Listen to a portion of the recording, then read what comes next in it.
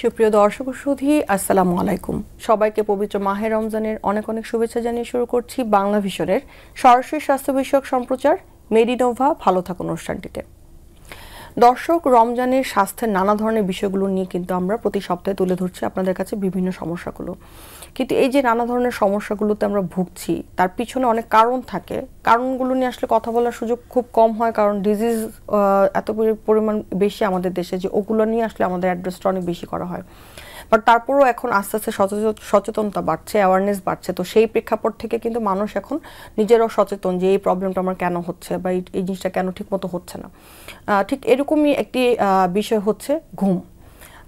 ঘুম যদি ভালোভাবে না হয় রাতের বেলা, বা যে সময়টাতে আমরা ঘুমাচ্ছি ফুলফিলভাবে না হয়, আমরা কিন্তু খুবই উঠার পর একটা ইনকমপ্লিট ফিল করি, যে অসম্পূর্ণতা বা কাজের মন না দেওয়া বা সারাদিনের কাজের এনার্জি না পাওয়া। এই পুরো বিষয়টা কিন্তু ঘুমের উপর খুবই ডিপেন্ডেন্ট, কারণ ঘুমের সময়টাতে আমাদের মেটাবলিজম থেকে শুরু করে সমস্ত হরমোনগুলো খুব ভালোভাবে কাজ করে। তো এই যে ঘুমের সমস্যাগুলো কি আমরা আসলে অ্যাড্রেস করি কিনা, বা ঘুমের মাঝখানে বারবার ঘুম ভেঙে যাচ্ছে, বা দেরি করে ঘুম আসছে, বা অনেকে ঘুমের ওষুধ খেয়েও থাকেন সেগুলো কাজ করছে না, এই ধরনের অনেক ধরনের বিষয় থাকে, কিন্তু আমরা অ্যাড্রেস করি না। আমরা বেশিরভাগ সময় অ্যাড্রেস করি যখন এগুলো থেকে কনসিকোয়েন্সেস অনেক দূরে চলে যায়, এবং আমরা তখনই আসলে ডক্টরের শরণাপন্ন হই। বাট এই যে ঘুমের সমস্যা হচ্ছে, কার কাছে যাব, কোন ডক্টরের কাছে যাব, বা এটাকে আদৌ ঠিক করা সম্ভব কিনা? হ্যাঁ, অবশ্যই সম্ভব, কিন্তু আমরা আসলে ডক্টরের শরণাপন্ন হতে হবে। আজকে আমরা ঘুম নিয়ে এত কথা বলছি এই জন্যই যে আজকে ওয়ার্ল্ড স্লিপ ডে, বিশ্ব ঘুম দিবস, এবং এবারের যে থিমটি ছিল যে ঘুমের স্বাস্থ্যটাকে আমরা যাতে প্রায়োরিটি দিই। এই বিষয়টি নিয়ে আমাদের সাথে আজকে যিনি রয়েছেন তিনি কথা বলবেন। আমরা আজকে বিষয়টি রেখেছি ঘুমের সমস্যা এবং করণীয়, এবং এই বিষয়টি নিয়ে কথা বলবার জন্য আমাদের সাথে আজকে শ্রুতি উপস্থিত আছেন অত্যন্ত সুনামধন্য doctor SM. Abdullah Al Mamun, senior consultant and coordinator, respiratory medicine বিভাগ, এভারকেয়ার হসপিটাল। দর্শক, আমাদের আজকের প্রোগ্রামটি সরাসরি সম্প্রচার করা হচ্ছে, তাই আপনারা যাদের ঘুমের সমস্যা আছে বা দেরি করে ঘুম হয়, বাট কমপ্লিটভাবে ঘুমটা হয় না, খুব তাড়াতাড়ি আবার ঘুম ভেঙে যায় ঘুমালে, এই সমস্যাগুলো কিন্তু একটা মানে ইস্যু। সো এগুলো নিয়ে যদি চান আপনারা যে কোনো ধরনের সাজেশনের জন্য সরাসরি ফোন করে কথা বলতে পারেন আমাদের স্ক্রলে দেখানো নাম্বারে, এবং সেই সাথে ফেসবুক থেকে সরাসরি দেখতে লগ ইন করুন www.facebook.com/banglavision এই লিঙ্কটিতে। চলুন দর্শক, আজকে আলোচনা শুরু করা যাক। স্যারকে অনেক অনেক ধন্যবাদ জানাচ্ছি স্যার আমাদের সাথে আজকে স্টুডিওতে এসে জয়েন করার জন্য। স্যার ধন্যবাদ ডক্টর মলি, আপনাকে এবং আপনার মাধ্যমে বাংলা ভিশনের সকল দর্শক শ্রোতাকে আমি রমজানের শুভেচ্ছা জানাচ্ছি। পাশাপাশি আজকে বিশ্ব ঘুম দিবস, এটার ব্যাপারেও তাদের সচেতনতার জন্য আমি দৃষ্টি আকর্ষণ করছি। এবং আমরা স্যার অনেকগুলো ডিজিজ নিয়ে কথা বলবো, যেটা হয়তো অনেকে সাফার করছেন কিন্তু আসলে জানেনই না যে এই ডিজিজটা তার হয়েছে বাকি। যেহেতু 14ই মার্চ বিশ্ব ঘুম দিবস, এটা নিয়ে আমরা কথা অবশ্যই বলবো। তার আগে যেহেতু রমজানের সময় প্রোগ্রামটা আমরা করছি, একটু স্যার যেহেতু আপনাকে আমরা পেয়েছি একটু জানতে চাচ্ছি যে ইনহেলার, অনেকেই রমজানের সময়টা ধারণা করেন যে ইনহেলারটা হয়তো বা ইউজ করাটা আমার ঠিক হবে না, বা রোজা মাকরু হয়ে যাবে, বা রোজা ভেঙে যাবে। তো এই ব্যাপারটাতে যদি আপনার মতামত একটু জানতে পারি। খুব গুরুত্বপূর্ণ আপনি প্রশ্ন করেছেন। যদিও আমরা আজকে ঘুম দিবসে আলোচনা করব, তবে আলোচনার শুরুতে এটা একটু বলে রাখা ভালো যে আমাদের অনেক রোগী, আমরা যেহেতু রেসপিরেটরি ফিজিশিয়ান, আমার ম্যাক্সিমাম রোগী আসে অ্যাজমা এবং সিওপিডি, এবং তারা অনেকেই ইনহেলার ব্যবহার করেন। এবং ইনহেলার ব্যবহার করা অবস্থায় চলে আসলো রমজান, এবং তাদেরকে রোজাও রাখতে হবে এবং তাদের রোগটাকে নিয়ন্ত্রণে রাখতে হবে। কাজে দুটোকে একই সাথে সুন্দরভাবে যেন আমরা পরিচালনা করতে পারি, সেটার জন্য নির্দিষ্ট নিয়ম কানুন বিধিমালা, এটা বিভিন্ন আলোচনার সাপেক্ষে বিভিন্ন ইসলামিক স্কলার, সায়েন্টিস্ট সকলে মিলে কতগুলো কনসেনসাসে চলে আসছে। হ্যাঁ, যেমন আমরা ইনহেলার ব্যবহারটা নিয়ে অনেকের মধ্যে একটা দ্বিধা থাকে যে আমি রোজা থেকে ব্যবহার করতে পারবো কিনা। সে ব্যাপারটা এরকম যে আমরা ইনহেলার জিনিসটাই তৈরি করা হয়েছে এমনভাবে যেটা আমাদের ব্লাডে যাচ্ছে না, এটা শুধু লোকালি অ্যাপ্লিকেবল। এটা একটা মিস্ট তৈরি হয়, যেটা একটা সাথে একটা প্রোপেলেন্ট থাকে, হাইড্রোফ্লোরোঅ্যালকেন। যখন একটা এমডিআই বা মিটার ডোজ ইনহেলার থেকে একটা ইনহেলারটাকে রিলিজ করা হয়, খুব সাডেনলি ডিসপার্স হয় এবং এটাকে ইনহেল করে নিতে হয়। ইনহেলটা খুব রাইট ওয়েতে যদি আমরা ইনহেল করি, তাহলে এটা শুধু আমাদের ব্রঙ্কাইলে যাচ্ছে এবং লোকালি কাজ করতেছে, এবং আমাদের ব্লাডে যাওয়ার কোনো সুযোগ নেই। তারপরে most of the patient problem যেটা ক্রিয়েট করে, নেওয়ার সময় মুখের মধ্যে মেরে দেয়, এবং মুখে পড়ার কারণে পার্টিকেলগুলো সব জিভায় পড়ে। তখন তাকে হয়তো এখানে মুখে থাকলো, একটা বিটার টেস্ট হলো, বা তাকে কুলি করতে হলো এগুলো। কিন্তু ইনহেলারটা যদি সঠিকভাবে নেওয়া হয়, এবং প্রত্যেকটা ফিজিশিয়ান যারা প্রেসক্রাইব করবে ইনহেলার নেওয়াটা শিখান, অথবা যারা পারেন না একান্ত তাদেরকে চেম্বারের মাধ্যমে দেওয়া হয়, এবং সঠিকভাবে নিলে কিন্তু ইনহেলারটা শুধুমাত্র আমাদের শ্বাসনালীতে যাচ্ছে, সেখানে মুখে পড়ার কোনো সুযোগ নাই। এবং রোজা যে নিয়মগুলো, যে সমস্ত কারণে রোজা ভাঙে, তার সাথে কোনো সম্পর্ক নাই, এবং রোজা ভাঙবে না। স্যার, ছোট করে যদি একটু আমাদেরকে ইনহেলারটা কিভাবে ইউজ করতে হয় যদি একবার আমাদেরকে একটু বলেন। আচ্ছা, এখন আমাদের এই প্রোগ্রামে একটা ইনহেলার এবং পেশেন্ট থাকলে যেমন দেখা এখন শুরু হয়, তবু আমি যেটা থিওরিটিক্যাল জিনিসগুলো বলে রাখি সেটা হলো যে ইনহেলার ব্যবহারের 3টা মূল শর্ত হচ্ছে যে ওষুধগুলো যেন মুখে না পড়ে। যে এখানে আমরা যখন রিলিজ করব, প্রেশারাইজড রিলিজ করব একটা মাউথ পিস ইয়ে থেকে, স্ক্যান থেকে, এবং মাউথ পিসটা মুখের কাছে থাকবে, তখন এটা এমনভাবে নিতে হবে যেন আমরা হ্যান্ড মাউথ কোঅর্ডিনেশন হয়, হাতে চাপ দেওয়া এবং মুখে শ্বাস নেওয়া একটার সাথে একটা উপরিপাতন হয়। এবং এটা যেমন, এবং এই যে মাউথ পিস যেটা আমাদের ইনহেলারের, এটা আমাদের নজলটা এটা ঠিক ঠোঁটের বাইরে থাকবে, এটা ভিতরে ঢুকবে না। যেই মাত্র এই নজলটা আমাদের ভিতরে আমরা যদি প্রেস করে দিই, তাহলে প্রেস করার মাত্র ওষুধটা অবশ্যই জিহ্বায় পড়বে, জিহ্বা পড়বে, দাঁতে পড়বে এবং তালুতে লাগবে। তখন আমি যতই টানি ওখানে ওয়েট সারফেসের কারণে আটকে যাবে না। সেই জন্য এটা প্রিন্সিপাল হচ্ছে এটা অবশ্যই মুখের বাইরে থাকবে এবং just to clip the nose, sorry আমাদের আমাদের লিপটাকে এটাকে গ্রিপ করবে এটা দিয়ে। এক সেকেন্ড হচ্ছে যে আগে আমরা ব্রিদ আউট করে নিব। আমরা শুরুতেই শ্বাস ফুল একটা ডিপ এক্সপিরেশন মধ্যে শ্বাস বের করে ভিতরে একটা ভ্যাকুয়াম ক্রিয়েট করলাম শ্বাসনালীতে, যাতে একটা ইয়ার হাঙ্গার সৃষ্টি হলো। এই সুযোগটাকে কাজে লাগে আমি যখন প্রেস করব এবং ব্রিথ ইন করব, তখন ম্যাক্সিমাম ওষুধ ওই ফাঁকা জায়গার মধ্যে চলে যাবে। তাছাড়া যদি বাতাসে পূর্ণ থাকে তাহলে অতটা যাবে না। কাজে এটা একটা। আর থার্ড হচ্ছে আমাদের বডি মুভমেন্ট। আমরা যখন নেব তখন আমরা কখনো ব্যাকওয়ার্ড মুভমেন্টে যাবো না, বডির মাথাটাকে আমরা ফ্রন্ট সাইডে ফিক্সড রাখবো। সো আমরা যদি সামনে ফিক্সড রেখে ইনহেলারটাকে আগে রেডি করে মুখে রেখে চাপ এবং টানটা একসাথে দিই, তাহলে এটা আমাদের শ্বাসনালীতে যাবে, মুখে জিভায় পড়ার সুযোগ পাবে না। এটা হচ্ছে বেসিক প্রিন্সিপাল। এটা যদি আমরা ডিভাইস এবং পেশেন্ট সহ দেখা দিই আরো ভালো দেখা যাবে। কাজে ইনহেলারটাকে সঠিকভাবে নিতে হবে।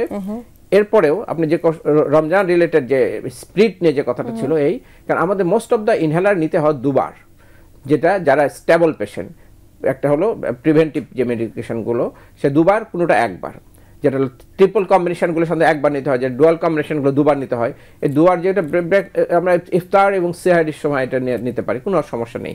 কিন্তু যাদের রিলিভারটা SOS দেওয়া আছে, মানে যখনই প্রয়োজন তখনই নেবে, তাহলে একটা মানুষের যদি শ্বাসকষ্ট এমন মাত্রা হয় যে কিছুক্ষণ পরপর তাকে রিলিভার মেডিসিন নিতে হচ্ছে, ইসলামে তাদের ক্ষেত্রে রোজা রাখার ব্যাপারেও তাদের ব্যাপারে রেস্ট্রিকশন আছে, তারা রোজা রাখবে না, তারা পরবর্তীতে রোজার কাফরা আদায় করবে। কাজে শ্বাসকষ্ট যদি এমন মাত্রায় পৌঁছে যে তার অনেক বেশি শ্বাসকষ্ট হচ্ছে, বারবার ইনহেলার নিতে হচ্ছে, তাহলে অবশ্যই ইসলামে তার জন্য বিধান সে রোজা রাখবে না, সে পরে রোজা রাখবে। এই হচ্ছে ঘটনা। তারপরেও আমরা এটা যেহেতু সেফ পয়েন্ট, যে আমাদের ইনহেলার রোজা অবস্থা নিলেও এটা আমাদের যদি সঠিকভাবে নেই কোনো ক্ষতি করছে না। কাজে একজন মানুষ রোজা রেখে ইনহেলার ব্যবহার করে 30টা রমজান সে সুন্দরভাবে পার করতে পারে। অনেক ধন্যবাদ স্যার।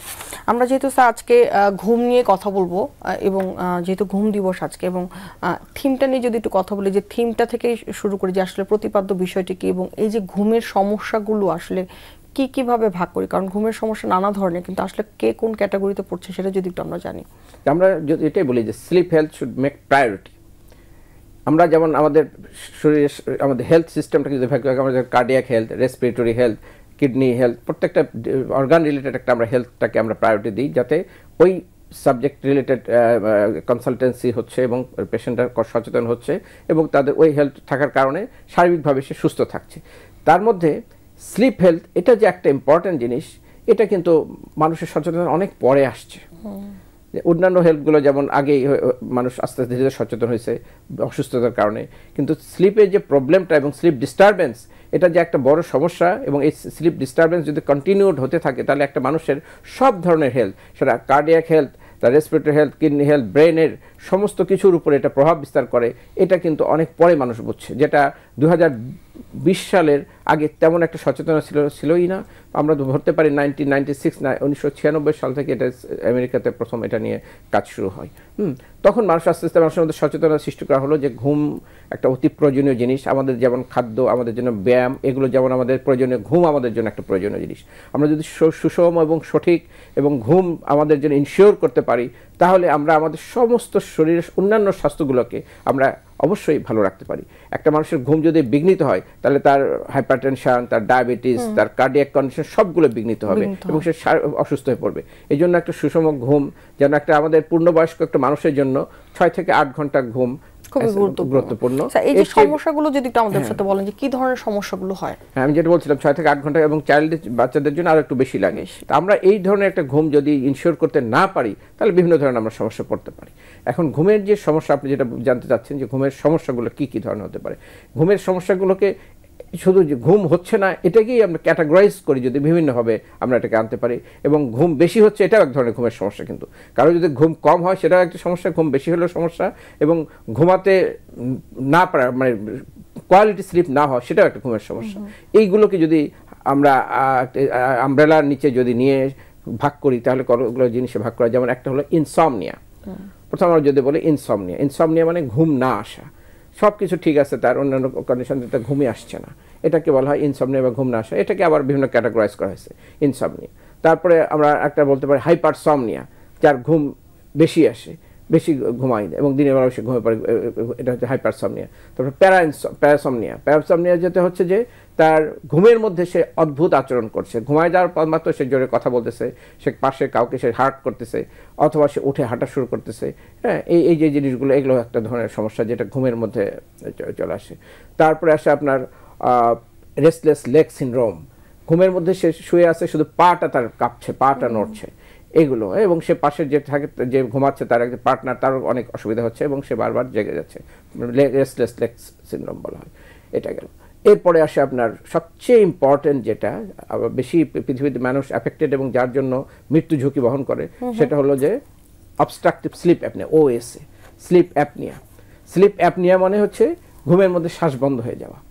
অন্যগুলোতে তো ছিল যে আমরা ঘুমের বিভিন্ন সমস্যা, কিন্তু এটা হলো স্লিপ অ্যাপনিয়া মানে ঘুমের মধ্যে শ্বাস বন্ধ হয়ে যাওয়া।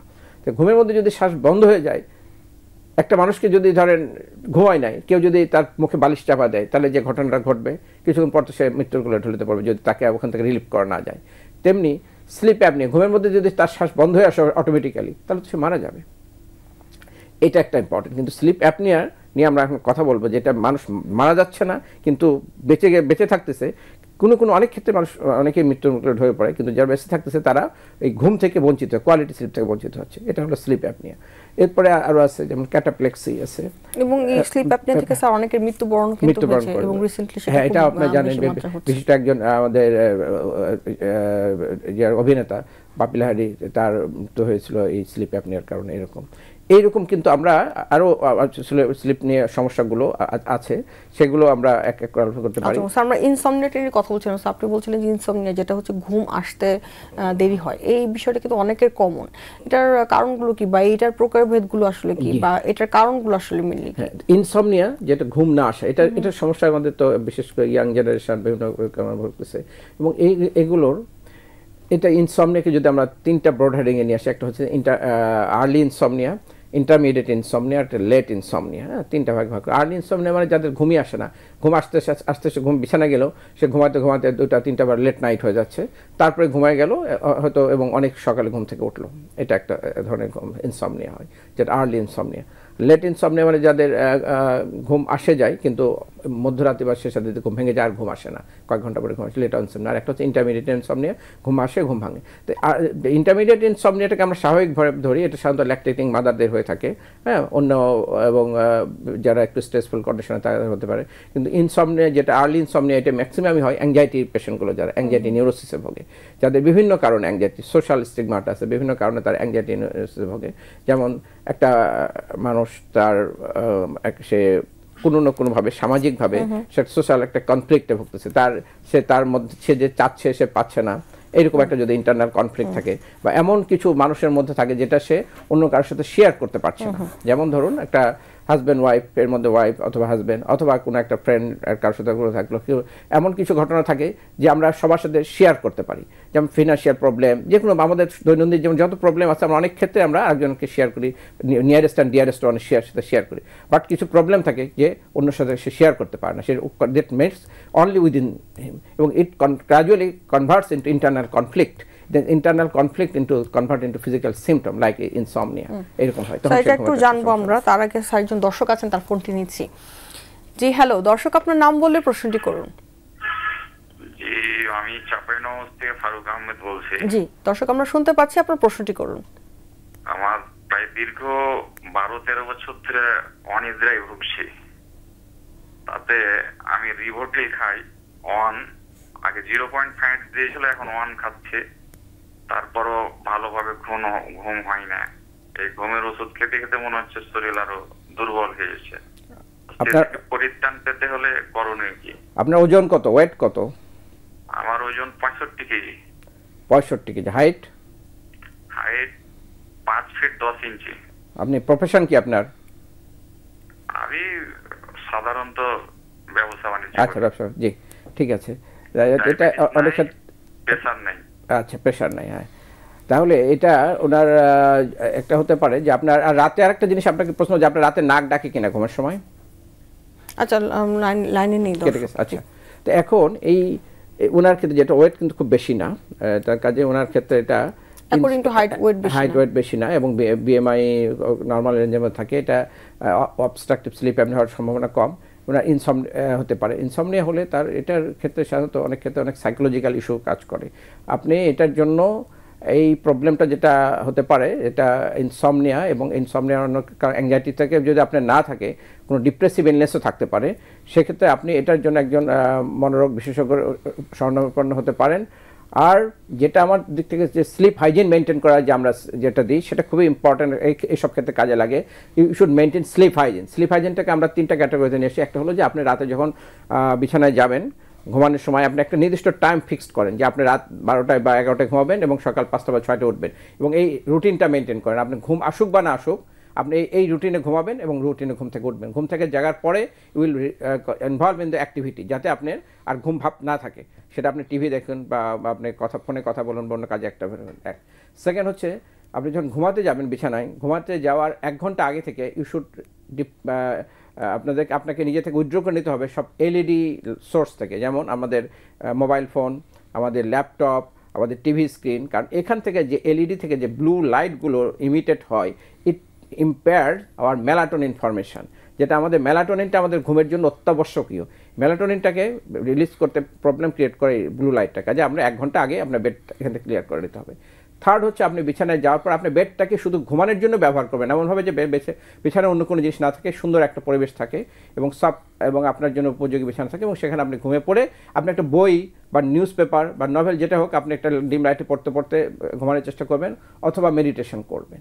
এই 3টা টিপস আপনি যদি ফলো করেন, এবং দেখা যাবে যে আপনার অন্য বড় ধরনের সমস্যা না থাকলে আপনার ঘুম স্বাভাবিক অবস্থা ফিরে আসতে পারে। আমরা সাধারণত ঘুমের ক্ষেত্রে মেডিসিনের মধ্যে মেলাটোনিনটাকে ন্যাচারাল স্লিপ প্রমোটার বলি। এটা আমরা খেতে একটা ট্যাবলেট ফর্মে পাওয়া যায়, এটা খেতে পারি। এটা হলে অনেক ক্ষেত্রে ঘুম ভালো হয়ে আসে। আর এর চেয়ে না হলে তখন আপনাকে অবশ্যই পরীক্ষা নিরীক্ষার জন্য আমাদের স্লিপ স্পেশালিস্ট যারা আমরা কাজ করি তাদের কাছে আসতে হবে, অথবা একজন আপনার মনোরোগ বিশেষজ্ঞ দেখাতে পারেন। দর্শক অনেক ধন্যবাদ আমাদের প্রশ্ন করার জন্য। স্যার, যে কথাগুলো বলছিলাম, যে এই যে স্লিপ ডিসঅর্ডারের মধ্যে ইনসমনিয়াটা উনি একজন বললেন, আমরা অনেকগুলো অ্যান্সার এখান থেকে শুনলাম।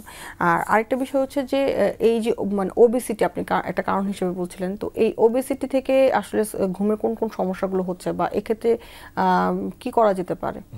ওবেসিটি তো আমাদের একটা মানে বড় ধরনের সমস্যাই, সোশ্যাল সমস্যা, যেটা আমাদের এখন সোশ্যাল ডেভেলপমেন্টের ক্ষেত্রে বা আমাদের যে সামাজিক অবস্থা, এবং আমরা ইউজিং দ্য সেল ফোন, এবং আমাদের লাইফস্টাইল, এবং আমাদের কর্পোরেট লাইফস্টাইল, বিশেষ করে এই সমস্ত কারণে মানুষের মোবিলাইজেশন, মানুষের অ্যাক্টিভিটি আউটডোর অ্যাক্টিভিটি, এগুলো কিন্তু অনেকটা কমে গেছে। আমরা ম্যাক্সিমাম এখন confined in the indoor, office and home, এবং এই সমস্ত কারণে ওবেসিটিটা অনেক বেশি প্রবলেম হয়ে যাচ্ছে। এছাড়া যাদের অনেকের ফ্যামিলিয়ালভাবে থাকে, অনেকে রিটায়ারমেন্টের পরে ডেভেলপ করে ওবেসিটি। এই ওবেসিটি সাথে সাথে যেমন অন্যান্য হেলথ প্রবলেমগুলো প্রমিনেন্ট হয়ে, বিশেষ করে কার্ডিওভাস্কুলার রিস্কের মধ্যে একটা হচ্ছে ওবেসিটি, একটা ইম্পর্টেন্ট, হাইপারটেনশন, ডায়াবেটিস, এগুলোর ক্ষেত্রেও একটা ইম্পর্টেন্ট। পাশাপাশি স্লিপের ক্ষেত্রে ওবেসিটি একটা মারাত্মক ধরনের এবং একটা গুরুত্বপূর্ণ ভূমিকা পালন করে।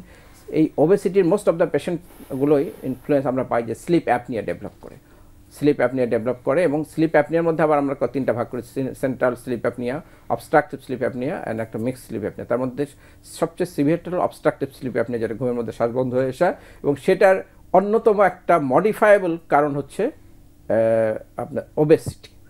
মডিফায়েবল কেন বললাম, যে অন্য যে কোনো কারণগুলো অনেক সময় তো মডিফাই করা যায়, একটা ওবেসিটি জন্য সে তার স্লিপ অ্যাপনিয়া ডেভেলপ করলো, এবং আমাদের প্রমাণিত হলো পরীক্ষায় যে স্লিপ অ্যাপনিয়া, এবং তখন তাকে আমরা শুধু ওয়েট রিডাকশন করে, ওয়েট রিডাকশন প্রোগ্রাম করে স্বাভাবিক আগের ওয়েটে ফিরে নিয়ে আসার পরে দেখা গেল তার সমস্যাটা চলে যাচ্ছে। কাজে একটা গুরুত্বপূর্ণ জিনিস কিন্তু ওবেসিটি, যেটা ঘুমের ব্যাঘাত ঘটার জন্য ইম্পর্টেন্ট, এবং এটাই যে ঘুমের যে প্রবলেমটা ক্রিয়েট করে সেটা হচ্ছে স্লিপ অ্যাপনিয়া বা অবস্ট্রাকটিভ স্লিপ অ্যাপনিয়া। স্যার অনেক সময় দেখা যাচ্ছে কি যে ঘুমটা ঠিকমতো না হওয়ার কারণে অফিস পারফরমেন্স কমে যাচ্ছে, স্কুল পারফরমেন্স বা কলেজ ভার্সিটিতে যারা পড়াশোনা করে বা বিভিন্ন ধরনের কাজকর্ম করে, ইভেন যারা বাসাতেও হাউসে বা বাসাতে বসেও কাজ করেন, তাদের ক্ষেত্রে দেখা যাচ্ছে যে পারফরমেন্সটা কিন্তু আসলে ডিটেরিওরেট করে এবং অনেকদিন পরে গিয়ে আসলে ইম্প্যাক্টটা আমরা বুঝতে পারি। তো এই কারণগুলোর মধ্যে কি মানে এটার কারণ হিসেবে কি স্লিপ ডিস্টারবেন্সেস থাকতে পারে কিনা? স্যার এটা একটু শুনবো, তার আগে একজন দর্শক আছেন, তার ফোনটি নিচ্ছি। জি হ্যালো দর্শক, আপনার নাম বলে প্রশ্নটি করুন। হ্যালো, আসসালামু আলাইকুম। ওয়ালাইকুম আসসালাম। ঢাকা নটা থেকে বলছি। আমার মেয়ের বয়স 12, এখনো হয়নি 12। তো 1 তারিখে আমি ডাক্তার সারিয়াকে দেখাইছি। ও এরকম ঘুম ভেঙে যায়, আপনার ঘুমে মানে বলে ঘুমায় না, ঘুমের মধ্যেই ঘুম ভেঙে যায়, 2-3 বার করে ঘুম ভেঙে যায়। এই জন্য আমাকে ডাক্তার মুনার, তারপরে ব্রিজলফিল আর টেস্ট, এই 3টা ওষুধ দিয়েছে। তো আমি খাওয়াচ্ছি, এখনো আমার মেয়ের কোনো ইমপ্রুভ দেখছি না। আর হলো আমি একটা এক্সরেও করিয়েছি বুকের, তো আলহামদুলিল্লাহ বুকের কোনো সমস্যা নেই। এই জন্য আমি একটু ডাক্তারের কাছ থেকে একটু পরামর্শ চাচ্ছি। আপনার মেয়েটার কি হাঁচি হয় খুব? হাঁচি না, হাঁচি হয় না। হাঁচি, সর্দি, নাক বন্ধ থাকা এগুলো নেই? না, আলহামদুলিল্লাহ এগুলো নেই। আচ্ছা, এগুলো খেয়াল রাখবেন। যদি হাঁচি, সর্দি, নাক বন্ধ থাকা এই সমস্যাগুলো না থাকে, অ্যালার্জিক প্রবলেম, অ্যাজমা এবং অ্যালার্জি একই সাথে অবস্থান করে, এটা যদি না থাকে তাহলে মোনাস বা ডক্সোফাইলিন এই ধরনের ওষুধ খেয়ে কোনো লাভ নেই। ওর ওয়েট কেমন, ওজন ওর চলে গেছে না কোনি? হ্যাঁ আচ্ছা, আমরা যদি মনে করি যে ওয়েট বেশি থাকে সেটা একটা, আর ওয়েট বেশি থাকে চাইল্ড, আমাদের ছোটদের ক্ষেত্রেও আমরা তো অনেক সময় নেগলেক্ট করি, ছোটদের অনেকের ওবেসিটি থাকে। ওবেসিটি থাকলে এক্ষেত্রে তারও কিন্তু স্লিপ অ্যাপনিয়া থাকতে পারে। কিন্তু ছোট একটা মেয়ে, তার সাধারণত অ্যাংজাইটি, নিউরোসিস বা ডিপ্রেসিভ থাকার কথা না, সে যেগুলো ঘুম ইনসমনিয়ার অন্যতম কারণ। আর একটা হচ্ছে যাদের অ্যালার্জি বা অ্যাজমার প্রবলেম থাকে তাদের ক্ষেত্রে আমরা নাজাল স্প্রে, মন্টিলুকাস, স্টিরয়েড এই ধরনের জিনিসগুলো আমরা ব্যবহার করতে বলি। কিন্তু তার ওর according to the statement of her mother যে এগুলো তার নাই, তাহলে তার এই সমস্যাটা আপনার একজন অবশ্যই একটা পিডিয়াট্রিশিয়ান, পিডিয়াট্রিক প্রাথমিকভাবে তাদের দেখা উচিত। ওনারা দেখে এবং এটা তাকে হাইলাইট করেন যে আমার কিন্তু বাচ্চার কোনো অ্যালার্জিক প্রবলেম নাই, কাজে অন্য প্রবলেমগুলো থাকতে পারে। চাইল্ডদের ক্ষেত্রে একটু ডিফারেন্ট কিছু ইস্যু থাকতে পারে, চাইল্ড সাইকোলজি সেটা একটা ইস্যু হয়ে দাঁড়ায়। অনেকে চাইল্ড সাইকোলজিস্টকে দেখাতে পারেন আপনার, সেক্ষেত্রে এটা তার ক্ষেত্রে ইমপ্রুভমেন্ট হতে পারে। চাইল্ড ডেভেলপমেন্ট সেন্টার আছে আমাদের এভারকি হসপিটালে, এখানেও সে দেখাতে পারে। দর্শক অনেক ধন্যবাদ আমাদের প্রশ্নটি করার জন্য। স্যার যে কথাটাতে আসছিলাম যে পারফরমেন্স, মানে এই যে দেখা যাচ্ছে যারা অফিসে কাজ করেন বা এই ধরনের প্রবলেমগুলোতে ঘুম কি আসলে এটা একটা কারণ হতে পারে কিনা? কারণ হতে পারে, মানে একটা গুরুত্বপূর্ণ একটা কারণ অবশ্যই। যে একটা মানুষে বললাম যে ঘুম এত একটা এসেনশিয়াল জিনিস। আমরা রাতে যখন আমরা প্রশান্তিময় একটা ঘুম দেই একটা মানুষ, এবং সে প্রশান্তি, তখন তাকে সবচেয়ে আমরা সুখী বলি, যে মানুষ আরামে ঘুমাতে পারে। হ্যাঁ, কিন্তু আবার অনেকে হয়তো মনে করে যে ঘুমের সময় নাক ডাকে সুখী সে ডাকতেছে, সেটাও না, এটাও একটা অনেক সময় একটা ডিজিজ কন্ডিশন আসে। তো একটা মানুষ প্রশান্তিতে ঘুমাতে পারলে, আমাদের ঘুমের 4টা স্টেজ আছে। আমরা যখন ঘুমাতে যাই আমাদের ঘুমে stage 1, stage 2, stage 3 and stage 4, gradually light to deep স্লিপের দিকে আমরা যাই। হ্যাঁ, তো ডিপ স্লিপে জানাতে আমরা স্টেজ 3 অ্যান্ড 4টাকে ডিপ বা ডেল্টা স্লিপে আমরা পড়ি, আলফা, বিটা, থিটা, ডেল্টা। তো ডেল্টা স্লিপটা এটা হলো ডিপ স্লিপ বা ড্রিমিং স্লিপ। এই অবস্থায় মানুষ কিন্তু ঘুমও দেখে, স্বপ্নও দেখে। এবং আমাদের একটা যদি আমরা 90 মিনিটের যদি একটা সাইকেল করি তাহলে দেখা যাবে স্টেজ 1, স্টেজ 2, স্টেজ 3 এভাবে যাচ্ছে, আমরা 1.5 ঘন্টার একটা সাইকেল। এরপরে আবার কিন্তু এটা নতুন আর একটা সাইকেল তৈরি হয় ঘুমের মধ্যে, একটা থেকে আরেকটাতে জাম্প করে। এবং এই দেখা যাচ্ছে তাহলে স্টেজ 1-এ কিছু সময় থাকলে কয়েক মিনিট বা 10-15-20 মিনিট, তারপরে স্টেজ 2, স্টেজ 3, স্টেজ 4, এবং আস্তে আস্তে আমাদের ব্রেনের যে ওয়েভগুলো স্লো হতে থাকে। ব্রেনের ওয়েভগুলো যখন স্লো হতে থাকে, শরীরের মাস্কুলার অ্যাক্টিভিটি, অল অ্যাক্টিভিটিগুলো শুধু খুব স্লো হয়ে আসে, শুধু রেসপিরেশন এবং হার্ট এবং আমাদের রেসপিরেশন এই দুটো চলতে থাকে, বাকিগুলো স্লো হয়ে যায়। এবং এই সময় বডির রিভাইটালাইজেশন, মেটাবলিক অ্যাক্টিভিটি, রিভাইটালাইজেশন মানে আমাদের ব্রেনের যে ইয়েগুলো, হ্যাঁ, এই জিনিসগুলো এই সময় ডেভেলপ করে আমাদের হয়। এবং আমাদের ফিজিওলজিক্যাল প্রসেসগুলো হয়।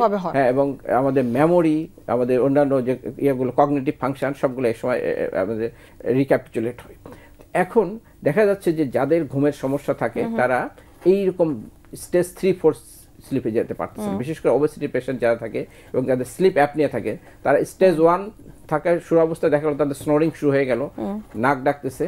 এবং স্টেজ 2-তে যাওয়ার পরেই তার অক্সিজেনের মাত্রা আস্তে আস্তে এয়ারওয়েটা ক্লোজ হতে থাকে, তাদের শ্বাসনালীটার মূলত স্নোরিং যাদের হয় তাদের দেখা যায় ওবেসিটি জনিত কারণে এবং আদার্স কারণে তাদের শ্বাসনালীর আপার অংশটা আস্তে আস্তে ক্লোজ হতে থাকে। মানুষ যখন স্বাভাবিকভাবে ঘুমায় তখন আমাদের শরীরের সকল মাংসপেশিগুলো রিল্যাক্স হয়ে যায় এবং আমাদের আপার রেসপিরেটরি ট্র্যাক্ট মাসলগুলো রিল্যাক্স হয়, বাট এনাফ স্টোন থাকে যেটা রেসপিরেটরি ইন্টিগ্রিটি বজায় রাখে এবং শ্বাসটা কন্টিনিউড থাকে। কিন্তু যাদের এই প্রবলেমগুলো থাকে, বিশেষ করে যাদের ওবেসিটি, ওয়েবিং নেক, শর্ট নেক, বিভিন্ন ডেন্টাল প্রবলেম, ম্যান্ডিবুলার প্রবলেম থাকে, তারা আপার রেসপিরেটরি ট্র্যাক্টের মাসলগুলো রিল্যাক্স এত হয়ে যায় সেগুলো আস্তে আস্তে ক্লোজ হতে থাকে, তখন স্নোরো হতে থাকে এবং অক্সিজেন লেভেলটা ব্লাডে কমতে থাকে এবং অক্সিজেন স্যাচুরেশন ফল করে যায়। অক্সিজেন স্যাচুরেশন যখন ফল করতে করতে একটা ক্রিটিক্যাল লেভেলে চলে যায়, দেন ইট হার্টস আওয়ার ব্রেন, এবং ব্রেন তখন যদি তাকে সজাগ করে না দিত তাহলে কিন্তু আস্তে আস্তে গ্র্যাজুয়ালি টু ডাই। যেটা আমাকে বলে একটা মুখে একটা কারো বালিশ চাপা দিলে যেরকম হতো, তেমনি যার শ্বাসনালীটা অটোমেটিক্যালি বন্ধ হয়ে আসছে, অক্সিজেনের অভাবে এক পর্যায়ে সে মারা যেত, কিন্তু তাকে অটোমেটিক্যালি বাঁচিয়ে রাখা হয় ব্রেনেরই একটা স্টিমুলাই, তাকে ঘুম থেকে জাগিয়ে দেয়। আমরা আবার একটু আসছি, তার আগে একজন দর্শক আছেন, আমরা ফোনটি নিচ্ছি। জি হ্যালো দর্শক, আপনার নাম বলে প্রশ্নটি করুন। জি আমার নাম বাবুল আহমেদ, আমি ঢাকা থেকে বলছি। জি দর্শক শুনতে পাচ্ছি, আপনার প্রশ্নটি করুন। আমার প্রশ্নটা হলো, আমার বয়স 52, আমার ঘুম ভালো হতো না, তো আমি ঘুমের জন্য সিএসটা ওষুধটা খাচ্ছি অপশনিন কোম্পানির, এতে আমার ঘুম ভালো হচ্ছে। এখন আমার প্রশ্নটা হলো, এই ওষুধটা আমি রেগুলার খেতে হচ্ছে আমাকে, এতে কি আমার কোনো শারীরিক সমস্যা হবে বা সাইড ইফেক্ট হবে? এই জন্য আমি এই প্রশ্নটা জানতে চাচ্ছি। হ্যাঁ, আপনার ওয়েট কেমন? আমার ওয়েট 64। বয়স কত? ও হাইট হলো বয়স 52। আচ্ছা আচ্ছা, ঠিক আছে। আপনি যে ওষুধটা খাচ্ছেন এটা আপনার খেলে আপনার দীর্ঘমেয়াদী যে কোনো ওষুধ আমরা যেটা ঘুমের জন্য আমরা খেয়ে থাকি, এগুলো আমাদের রেটিকুলার অ্যাক্টিভেটিং সিস্টেমের উপর কাজ করে এবং ওটাকে অনেক সময় ওইভাবে ওটা প্রোগ্রাম করে ফেলে যে আপনি ওটা উইথড্র করলে আপনার ঘুম আসে না। সেই জন্য আপনার যে আপনি অবশ্যই কোনো একটা ফিজিশিয়ানের এটার কনসালটেন্সি লাগবে, এটাকে দেখার জন্য বিভিন্ন মাত্রাগুলো অনেক সময় আমরা ব্লাডে এই ওষুধের মাত্রাটা নির্ণয় করি। এই মাত্রাটা যদি আপনার এমন একটা বেশি পর্যায়ে থাকে তাহলে এটাকে উইথড্র করলে আপনার এটা অসুবিধা হতে পারে। আর অনেক ক্ষেত্রে আমরা এমন কিছু ওষুধ আছে যেমন ন্যাচারাল স্লিপ প্রমোটর, যেটাকে বলা হয় মেলাটোনিন, যেটা আমাদের ঘুমের জন্য দরকার, সেটা আবার কিন্তু ট্যাবলেট ফর্মে পাওয়া যায়। আপনি ওটা থেকে সুইচ ওভার করে ওই ধরনের ওষুধ যেটা মেলাটোনিন নামে পাওয়া যায়, 3 মিলিগ্রাম 5 মিলিগ্রাম ট্যাবলেট পাওয়া যায়, এই ওষুধগুলো আপনি ব্যবহার করতে পারেন। তখন আপনার ন্যাচারাল স্লিপে চলে আসার পর তখন আমি স্লিপ হাইজিনের ব্যাপারে একটু আগে আমি বলেছি, স্লিপ হাইজিন মেনটেন করে আপনি স্বাভাবিক ঘুমে ব্যাক করতে পারেন। তবে একটা ওই সিডেটিভ জাতীয় ওষুধ, বিশেষ করে আমাদের ক্লোনাজিপাম বা ডায়াজিপাম, এগুলো কিন্তু দীর্ঘস্থায়ী ব্যবহারে এটা অবশ্যই আপনার জন্য একটা হ্যাবিচুয়েশন সৃষ্টি করে, যেটা থেকে উইথড্র হওয়া খুব কঠিন হয়ে যায়। স্যার, আমরা আমাদের আরও কিছু গুরুত্বপূর্ণ বিষয় আমাদের আছে আলোচনা করার জন্য, আমরা একটা বিরতি নিয়ে তারপরে বাকি আলোচনাগুলো করবো, তার আগে একটা বিরতি নিচ্ছি। সুপ্রিয় দর্শক, মেডিনোভা ভালো থাকুন অনুষ্ঠানটির এ পর্যায়ে সময় হয়ে এসেছে ছোট্ট একটি বিরতিতে যাবার। বিরতির পর ফিরে আসছি, থাকবেন আমাদের সাথেই। সুপ্রিয় দর্শক ও সুধী, বিরতি শেষে আবারও ফিরে এলাম মেডিনোভা ভালো থাকুন অনুষ্ঠানটিতে। আজকে আমরা কথা বলছিলাম খুব গুরুত্বপূর্ণ একটি বিষয় নিয়ে, সেটা হচ্ছে ঘুম। অনেকেরই কিন্তু এই সমস্যাটা আছে এবং অনেকগুলো বিষয় নিয়ে আমরা কথা বলছিলাম। দর্শকও ফোন দিয়েছিলেন স্যার, যে জায়গাটাতে কথা বলছিলাম যে পারফরমেন্স কমে যায়, কিন্তু আমরা কিন্তু আসলে বুঝি না যে ঘুম এটা একটা কারণ হতে পারে। তো এই জায়গা থেকে আমরা স্যার কি করতে পারি? যাদের কোয়ালিটি স্লিপ হচ্ছে না অথচ রাতে ঘুমাচ্ছে এবং স্ট্রাগল করছে, যেটা বলতেছিলাম যে ঘুম আসতে ঘুম ভেঙে যায়, সেই স্টেজ 1 থেকে 2 থেকে 1-এ ব্যাক করেছে, 3-4-এ যেতে পারে না স্টেজে, ফলে is deprive from the quality sleep. এর ইম্প্যাক্ট হিসেবে কি হচ্ছে, তার হোল ডে তার একটা ডিফারেন্ট অবস্থা সৃষ্টি হচ্ছে। একটা প্রথমে হলো সকালে যখন সে ওয়েক আপ হয় তখন তার অস্বস্তি লাগে, আনফ্রেশ থাকে, এরপর একটা হ্যাংওভার থাকে, এরপর যখন যে একটু শাওয়ার নিল, গোসল করে চা কফি খেলে একটু ভালো লাগলো, বাট আরেকটু পর 12টা-1টা থেকে তার ঝিমুনি শুরু হয়, হ্যাঁ, যার ঘুমের ভাব চলে আসে এবং সারা ওয়ার্কের মধ্যে সে ঘুম এসে যায় বা মিটিংয়ের মধ্যে সে ঘুমায় যায়, এরকম একটা হচ্ছে। বারবার তার অফিস কলিগ বা অন্যরা তাকে এটা নিয়ে তাকে পিঞ্চ করতেছে। সেকেন্ড হচ্ছে যে এই ডিপ্রাইভেশন কারণে তার যেটা ইন্টেলেকচুয়াল অ্যাক্টিভিটিতে তার কগনিটিভ ফাংশনটাও কমে যাচ্ছে, তার ক্যালকুলেটিভ পাওয়ার কমে যাচ্ছে। As a whole the quality of life যেগুলো ইন্ডিকেটর সবগুলো কিন্তু করে এবং তার অফিস পারফরমেন্স, তারপর যে কোনো ধরনের কাজ করে সে, যেমন একটা পাইলট, সে তার প্যাসেঞ্জার, সেও একটা রিস্কে থাকবে, একটা অফিসের সিইও, তার পারফরমেন্স কমে যাবে এবং তার জন্য তার প্রোডাকশন থেকে শুরু সব কিছুতে হ্যাম্পার হবে, যেহেতু তার সব কিছুতে lack of concentration in the intellectual work. যে কোনো একটা মিটিং, যে কোনো একটা ক্যালকুলেটিভ ওয়ার্ক, যে কোনো একটা নেগোসিয়েশন, যে কোনো একটা ভোকাবুলারি, সব ক্ষেত্রে যে তার যে একটা কোয়ালিটি লাগে সব কিছু কিন্তু ফল করবে এবং ফল করার কারণে তার সব কিছুতে আমাদের একটা প্রোডাকশন এবং অন্য কিছুতে আমরা একটা ডিক্রিজ, একটা আমরা লোয়ার টেন্ডেন্সি পাবো। এর ফলে একটা মানুষের সার্বিকভাবে ব্যক্তিগত জীবনে, সামাজিক জীবনে এবং অফিস ক্ষেত্রে সব ক্ষেত্রে তার এটা একটা নেগেটিভ ইম্পালস ক্রিয়েট করবে। কাজে এখন এগুলোর থেকে যদি পরিত্রাণ পেতে হয় তাহলে অবশ্যই তাকে এটার জন্য তাকে ইনভেস্টিগেশন করে, এবং আমরা অনেক ক্ষেত্রে এই ধরনের প্রবলেম যাদের থাকে এবং তাদেরকে কোয়েরি করে জানতে পারি রাতে তার পার্টনার থেকে যে তার স্নোরিং হয় এবং ডে টাইম স্লিপিনেস হয়। যাদের স্নোরিং হয় এবং ডে টাইম স্লিপিনেস, এই দুটো পয়েন্টই যদি আমরা আইডেন্টিফাই করতে পারি তাহলে অবশ্যই আমরা তাকে অ্যাডভাইস করবো পলিসomnography বা স্লিপ টেস্ট করার জন্য। এবং স্লিপ টেস্ট করার পরে যদি আমরা ধরতে পড়ে যাই আমাদের অবস্ট্রাকটিভ স্লিপ অ্যাপনিয়া আছে, মাইল্ড, মডারেট, সিভিয়ার, তো সেই ক্ষেত্রে আমরা অ্যাকর্ডিংলি ট্রিটমেন্ট, যেমন আমাদের ডিভাইসগুলো আছে কিছু, যদি আমাদের মাইল্ড যদি থাকে সেক্ষেত্রে আমরা শুধু ওয়েট রিডাকশনটা যদি পারফর্ম ঠিকমতো করতে পারি এবং পেশেন্টকে কাউন্সিলিং করা হয়, অনেক ক্ষেত্রে তার এটা থেকে সে রিলিফ পাচ্ছে। এবং কিছু ডিভাইস দিয়ে আমরা সেই কার্যক্রমগুলো মডারেট টু সিভিয়ারের ক্ষেত্রে আমরা সাধারণত সিপেপ অথবা বাইপেপ এই ধরনের ডিভাইসগুলো দিয়ে থাকি, অথবা ম্যান্ডিবুলার অ্যাডভান্সমেন্ট ডিভাইস আছে সেগুলো ব্যবহার করে থাকি। স্যার এই জায়গাটা থেকে যেহেতু আমরা আজকে ঘুম নিয়ে কথা বলছি, অনেকের প্রবলেম থাকে আসলে, যে প্রবলেমটা হয় তার চেয়ে বেশি আশেপাশের মানুষরা বেশি ফিল করেন, সেটা হচ্ছে নাক ডাকার সমস্যাটা। আপনি যেটা বলছিলেন স্টোরিং, এটাও কি ঘুমের একটা কোনো কারণ থেকে হচ্ছে কিনা? হ্যাঁ, কিছু সংখ্যক লোক আছে যারা হ্যাপি স্নোরার বলা হয়, সেটা এক ধরনের, তাদের ক্ষেত্রে পরীক্ষা নিরীক্ষা করে এক্সক্লুড করতে হয় যে অন্য কোনো সমস্যা নাই, তাও তারা স্নোর করে। সেক্ষেত্রেও কিছু আমাদের পরিত্রাণের কোনো কিছু ডিভাইস আছে করা হয়। আর অধিকাংশ ক্ষেত্রেই স্নোরিংয়ের ক্ষেত্রে আমরা দেখতে পাচ্ছি যে তার বিভিন্ন ধরনের তার ফিজিক্যাল কন্ডিশনটাই এখানে ইম্পর্টেন্ট হয়ে থাকে। তার মধ্যে অন্যতম হচ্ছে ওবেসিটি হওয়া একটা জিনিস। এছাড়া যাদের প্রগ্নোথিজম আছে, যাদের extra pad of fat in the নেক এইসব জায়গায় বেশি আছে, বিশেষ করে যারা মেল সেক্স, উমেনের চেয়ে যারা মেল সেক্স তাদের ক্ষেত্রে কিন্তু এটা বেশি হয়ে থাকে, আমরা পেয়ে থাকি। এবং ওবেস পার্সনের জন্য হয়ে থাকে, যারা শর্ট এবং নেক শর্ট এবং তাদের ক্ষেত্রে হয়ে থাকে। তো এই সমস্ত ক্ষেত্রে স্নোরিং অবশ্যই একটা বোদারিং, বিশেষ করে যারা স্টুডেন্ট লাইফে দেখা যাচ্ছে যারা একটা হোস্টেলে থাকে, একটা ফ্রেন্ড আর একই বেড শেয়ার করে বা রুম শেয়ার করে, আমরা আসলে তাদেরকে কি ধরনের সাজেশন দিতে পারব, কি করতে পারি? হ্যাঁ, একটা হলো যে একটা স্লিপ হাইজিন একটা ইম্পর্টেন্ট, সেটা একটা জিনিস আছে আমরা যেটা বললাম। সেকেন্ড হচ্ছে যদি তাদের নেজাল কোনো অবস্ট্রাকশন থাকে লোকালি, অনেকের ক্ষেত্রে দেখা যাচ্ছে যে যাদের অ্যালার্জিক প্রবলেম আছে, যাদের রাতে ঘুমানোর সময় আমাদের যখন ফ্যান বা এসি চলে তখন ডিউ টু মাইটস অ্যালার্জিক প্রিপন্ডারেন্সটা বেড়ে যায়, দিনের বেলার সমস্যা থাকে না। যাদের আমরা যদি ব্লাডে আইজি লেভেল বেশি, যাদের অ্যাজমা হিস্ট্রি আছে তাদের ক্ষেত্রে এটা বেশি ঘটে, এবং সেক্ষেত্রে তারা নাকটাকে খোলা রাখার জন্য আমরা কতগুলো অ্যাডভাইস দিয়ে থাকি, যেমন nasal spray, nasal decongestant, normal saline, nasal clearing, এগুলো করে আমরা নাকটাকে খোলা রাখার ব্যবস্থা করি। অনেকের ডিএনএস এর সমস্যা থাকে, খুব বেশি হলে অনেক ক্ষেত্রে এটা সার্জারি লাগে, কিন্তু অধিকাংশ ক্ষেত্রে লাগে না। সেক্ষেত্রে আসলে যে ইএনটি ডক্টর বা নাক কান গলার ডক্টরের সাজেশন নিতে হতে পারে। আর যেটা হলো যাদের এমনি অ্যালার্জিক প্রবলেম আছে তাদের ক্ষেত্রে আমরা control of the mites in the room, যেটা আমরা অ্যাডভাইস দিয়ে থাকি, বিছানার চাদরটা ঘরে বাইরে ঝাড়বে, no carpet in the bedroom, জানলাগুলো দিনের বেলা আধা ঘন্টা খোলা রাখা, ফ্যান সাইডে রাখা। এটা যদি বেডরুমে এটা যদি ডেইলি মেনটেন করা হয়, যাদের অ্যালার্জিক প্রবলেম আছে তাদের কিন্তু নাকটা খোলা থাকে এবং স্নোরিং কম হয়। আর এছাড়াও যাদের স্নোরিং সমস্যা এরপরেও পারসিস্ট করতেছে তাদের ক্ষেত্রে অ্যান্টি স্নোরিং ডিভাইস আমরা এখন কিন্তু অনেক বের হয়ে পড়েছে, ছোট্ট ম্যাগনেটিক ডিভাইস, একটা জাস্ট লাইক অ্যান ক্লিপ, এটা নোজে লাগায় রাখলে এটা হয়।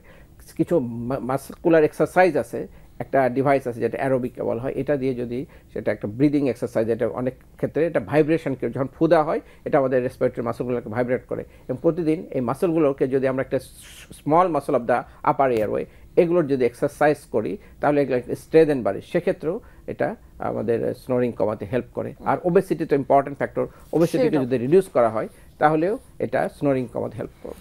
অনেক ধন্যবাদ স্যার। স্যার, আমরা যেহেতু আজকের আয়োজনটি আমরা করছি এই পবিত্র মাহে রমজানে এবং শ্বাসতন্ত্রের নানা বিষয় নিয়ে আমরা অনেকে সাফার করে থাকি, যদি দর্শকদের উদ্দেশ্যে রোজাতে আসলে শেষ কোনো পরামর্শ থাকে? হ্যাঁ, আমরা রোজা তো আমাদের প্রায় অর্ধেকের মতো চলে গেল, আর বাকি অর্ধেকটা সময় আছে, এই সময়টা আমরা সুষ্ঠুভাবে রোজাটাকে আমরা সম্পন্ন করতে পারি। সেই জন্য যারা এখন পর্যন্ত বিভিন্ন ধরনের মেনটেন্যান্স থেরাপিগুলো, অ্যাজমা বা সিওপিডি পেশেন্ট যারা আছেন, এবং এটার মধ্যে যারা রাতে সিপেপ বাইপেপ ইউজ করেন, তারা কিন্তু এই সিপেপ বাইপেপটা আপনার রাতে আর তারাবির নামাজ পড়ার পরে যে সময়টা প্রায় 4-5 ঘন্টা পাই আমরা, এই সময় আপনি ব্যবহার করে যাবেন এবং এটা আপনাদের সুন্দর ঘুমে হেল্প করবে। আর যারা ইনহেলার এবং নেজাল স্প্রে জাতীয় ওষুধগুলো ব্যবহার করতে হয়, রাতে যেন নাকটা খোলা থাকে, এটাও আপনাদের ঘুমে হেল্প করবে।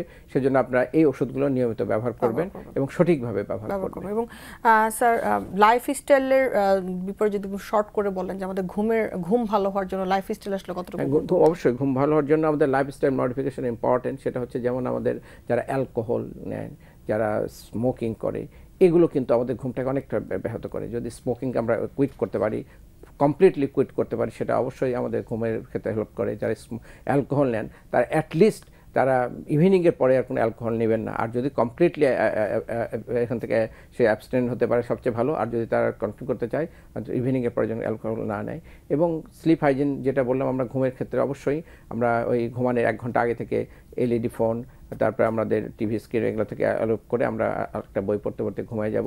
এবং আমাদের মধ্যে যদি কোনো ইন্টারনাল কনফ্লিক্ট থাকে আমাদের নিজেদের ফ্যামিলিগতভাবে, পারিবারিকভাবে, সেগুলোকে আমরা সলভ করার চেষ্টা করবো নিজে। তাহলে কিন্তু আমরা একটা সুন্দর ঘুম পাবো। স্যারকে অনেক অনেক ধন্যবাদ স্যার আমাদের সাথে আজকে স্টুডিওতে এসে জয়েন করার জন্য। আপনাকেও ধন্যবাদ এবং দর্শক শ্রোতাকে ধন্যবাদ। সুপ্রিয় দর্শক, মেরিনোভা ভালো থাকো অনুষ্ঠানটিতে আজকে আমরা কথা বলছিলাম ঘুমের নানা ধরনের সমস্যা নিয়ে। আসলে একটি প্রোগ্রামের মাধ্যমে এই প্রবলেমগুলো আসলে সব তুলে ধরা সম্ভব না, বাট আমরা চেষ্টা করব ফিউচারে আরও কিছু বিষয় নিয়ে তো কথা বলার জন্য যাদের ঘুমের প্রবলেম আছে। আশা করি দর্শক যারা দেখেছেন তারা অনেক কিছু জানতে উপকৃত হয়েছেন। আবারও দেখা হবে আগামী পর্বে। ততদিন পর্যন্ত অপেক্ষায় থাকুন, সুস্থ থাকুন এবং অবশ্যই ভালো থাকুন।